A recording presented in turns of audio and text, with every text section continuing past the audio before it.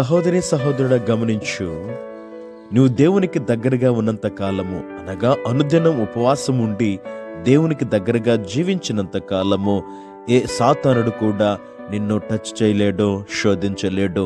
అందుకు మన ప్రభు అయిన యేసు క్రీస్తు వారి జీవితమే మనకు నిదర్శనమై ఉన్నది.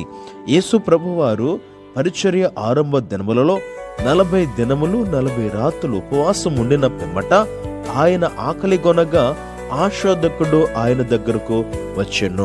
ఉపవాసం ఉన్నంత కాలము శోధకుడు యేసు ప్రభువారి దగ్గరకు రాలేదు. ఉపవాసం అయిన తర్వాత శోధకుడు యేసు దగ్గరికి వచ్చెను. యేసు ఉపవాస శక్తితో అపవాదిని శోధనలు అధిగమించున్నాడు. కనుక నీవు ఆత్మీయ జీవితములు ఎంతగా ఉపవాసం ఉంటావో అంతగా అపవాది శోధనలు అధిగమిస్తావు. ఆ రీతిగా ఉండటానికి పరిశుద్ధాత్మ దేవుడు నీకు తోడుగుండును గాక. ఆమేన్.